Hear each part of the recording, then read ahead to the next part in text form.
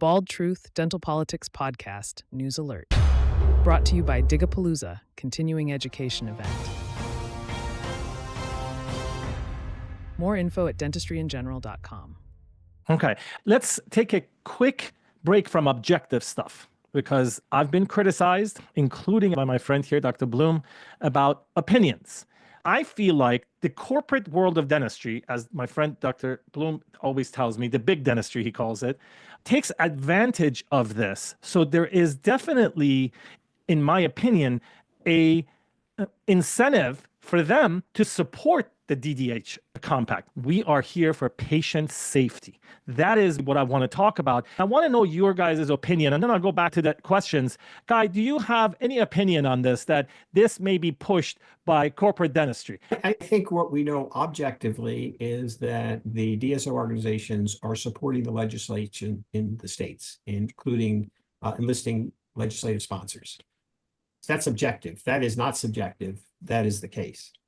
But I think you've put it really right on point that what concerns us is not who benefits, it's who's going to be harmed. It's the removal of patient protection. And I think the DSOs probably, hopefully share a common interest with all of us that they want their patients protected as well, because they're a business, they want to continue on, and they're not going to continue on if their patients aren't protected and if their dentists aren't appropriate to treat patients. So the concerns we have about the DDH Compact is the removal of protections. And one of the accusations that's commonly bandied about is, if I was convicted of a felony or I had a disciplinary order with the board, I can't practice, that's not fair. We've never said that. Those individuals would apply for licensure through the conventional pathway and would be eligible to receive a license like they are right now on a state-by-state basis. What we're saying is they shouldn't automatically have a right to come into a state with no review because another state said it was okay. And remember, there are differences among states based on, I think, honest difference of opinion. So some states, a few states, don't require a CODA accredited education. They will license a dentist who was not CODA, went to an international school, was not CODA accredited. My state doesn't agree with that. My state doesn't feel that's appropriate, that CODA education is important. That's fine. It's an honest disagreement between the two states, but my state should have the right to say that. Now, that's not the best example because right now CODA is required under the DDH Compact only because it's the only accrediting agency recognized by the Department of Education. In their compact, anyone recognized by the Department of Education is appropriate accrediting body, and it does not go by dental review. It's the Department of Education. Now, I don't know what happens if the Department of Education is dissolved and doesn't exist anymore, what happens to that compact, but that's for others to figure out. But basically, the attorneys, the board attorneys, and that's who wrote the AADB compact. It was state dental board attorneys. It was not testing agencies. It was not examiners. It was state dental board attorneys knowing what they know, seeing their boards, that what they feel is they don't want to be in an open-ended contract where they don't know what the terms are down the line. If the accrediting agency changes, the compact doesn't die. What happens is you have to consider if you want to accept that and then amend the compact. Like laws are amended every single year. In every legislature, we amend laws to try to improve them or make them worse, depending on how the legislature functions. But we don't want to know.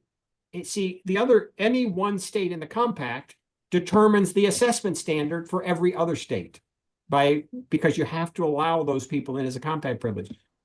The board attorney said, no, we want to know what that standard is. Medicine, one standard, the USMLE series. Nursing, one standard, the National Council Licensing Examination for Nursing. Podiatry, physical therapy, they all have one standard of examination. We're the only ones that have multiple standards, and the way it's written is any standard. And here's the other thing that is significant. This is a major difference that they don't talk about much. Medicine and nursing have a home state requirement. The state that you get your license from that allows you to participate in the compact has to be the state you live and practice in. And that makes sense. You have to qualify for that license in the state you're in.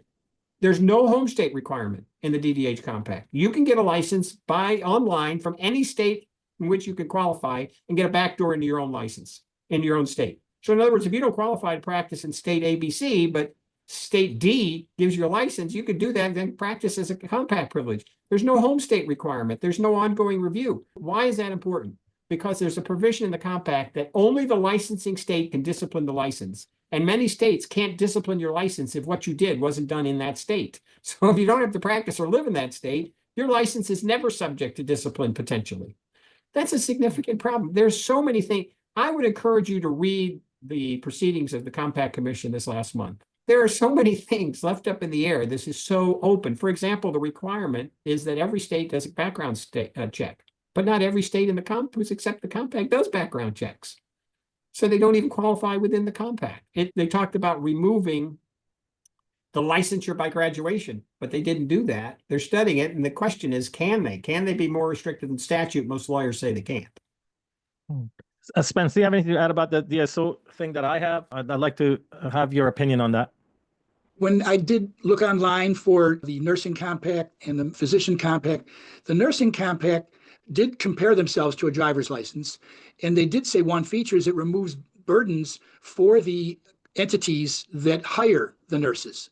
So I draw a parallel that says that the DDH feels like a driver's license type of mobility, even if the details are different. But the flexibility, the mobility is a factor that has no background for physicians, but it does for nurses. And it seems like one of the reasons they structure it that way, the model is convenient for the employers. So I draw the comparison that any dental compact that looks and feels at all like a driver's license and its flexibility isn't there for the practitioners as much as it's there for the entities that want to hire them. So a multi-state group, a multi-state service organization would love to have a simple and inexpensive, very flexible multi-state license model. And I want to know from you, Dr. Champagne, am I right with drawing some of these connections or not? I think you are. Of course, the nursing compact, especially at the time it was drawn, nurses were employees. There was not a lot of independent practice nursing, and I don't even know if the nursing compact covers nurse practitioners and others that do. So.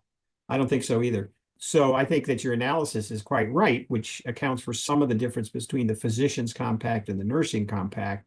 But it's still a multi-state license. It's not a compact privilege. It's a different thing.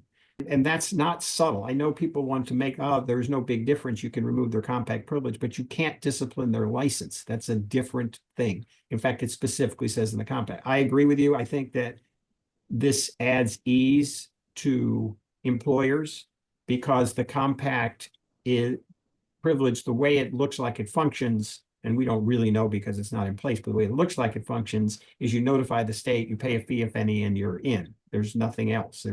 You don't get a license in the participating states. That makes it very easy for employers to send you place to place. And that wasn't the goal. The original goal of these compacts was for military, especially in dentistry, to allow spouses and others the ability to practice as they get transferred from place to place. And that was a very appropriate goal because the military only required one license to practice in the military. It could be anywhere. And you might be going to a place where their licensing requirements were totally different from the place that you got a license. But that is really almost an anachronism now because the Service Members Civil Protection Act was amended and most states have adopted expedited licensure for people in the military and for people who aren't in the military, for dentists and dental hygienists, with the 42 to 44 states having licensure by credentials. That number's increased now because some states have universal licensure. Even the need for the compact becomes questionable, either compact. I think the AADB compact does a service by centralized original source verification. So you don't have to pay to send your transcript to 12 states if that's what you want to go to, not the dentists do. I think this mobility issue is overplayed. I don't know a lot of dentists that move state to state. I do know dentists who are in areas like, say, the Washington, D.C. area. You might get a license in Virginia and Maryland as well because geographically it's one population. But that'll make that easier. But I do agree the way the DDH Compact is done, it seems to be more an employer-based wish list than what dentists might want. And I'm going to translate that. That was employer equals corporate dentistry. For more conversations, visit dentistryingeneral.com.